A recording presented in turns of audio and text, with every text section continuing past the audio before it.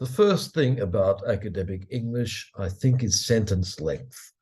As I mentioned, other languages value prolixity, verbosity, the capacity to string together a lot of words. In English, we want to chop those snakes up. As a rule of thumb, but it's not a law, if you're getting beyond 20 words in an English sentence, you might want to think about doing something like putting in a full stop or at least a semicolon. Now, here's a bit of Spanish, just to compare it with something else. It's from a book published by our university last year, I think.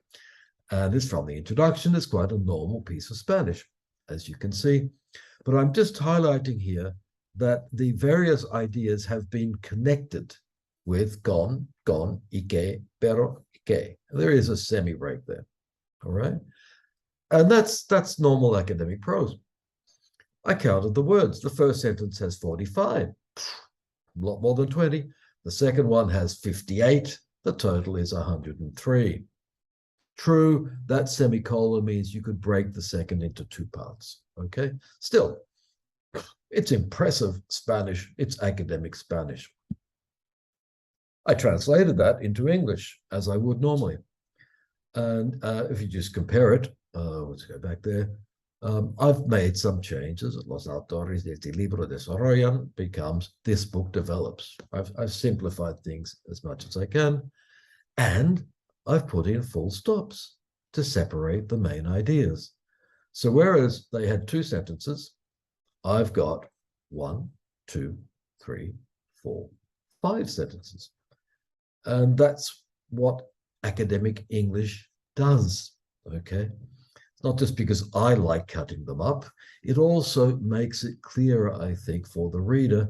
And actually, the result is quite a bit shorter. Interestingly, okay, we had 103 words there. It's gone down to 84. And when I translate from Spanish into English, my translations are usually shorter, simply because I get rid of the redundancy. Okay. I'm not going to blame Spanish. This is a piece of French. It's actually my own. And you can see 42 words and 23. The first sentence is terribly long. Well, for the English mind, it's terribly long. And French is wonderful because academic French is marked by certain phrases and turns of expression that are not used in other kinds of French. So these I've just marked.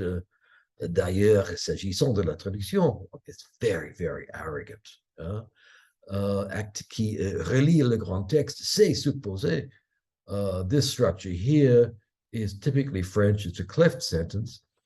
What's interesting is in a lot of literary criticism in English, you start to get these structures coming in from the French, since the French is admired. Anyway, that's what happens in French. It cannot happen in English. That 42 is too long, and these structures would not be done in English. We would just do something quite simple. To reread the great text is to suppose that we would simplify things a little.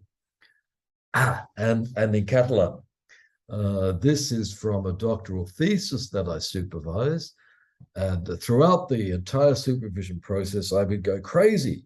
I would say, cut out this redundancy, get rid of all these bits of useless language in Catalan, please. I can't stand it anymore, because I'm a poor English speaker, yeah?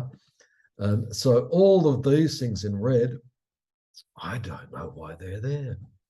Okay, it's a thesis on court interpreting in Barcelona. So for that, I would translate it as this. The study is about what happens when Barcelona judges distrust interpreters. Why do you have to say, en aquest treball, un judici amb interpretació? I mean, they're a judge. What do you think? Of course it's a judici. There's interpreters. Of course it's amb interpretació. En aquest sentit, definim l'objectiu general d'aquesta tesi doctoral d'aquesta manera. Okay, the general aim is to analyze. In English, just say it straight. Get rid of all this verbiage. Anyway, what happened was the person in question defended her thesis. like that, okay? And everybody in the tribunal, in the evaluation committee, everybody congratulated her on how well the thesis was written. I was wrong, she was right. That's what you could do in Catalan, but please, in English, try to do something like this, okay? Just a little bit different. And I'm not going to go into German. I'm just showing you here some German prose.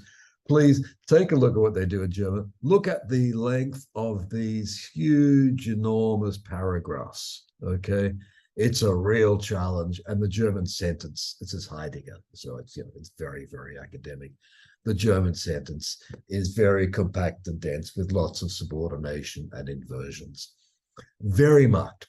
English academic prose is closer to the spoken language than is the case in our neighboring languages, as I'm showing you French, German, Spanish, and Catalan.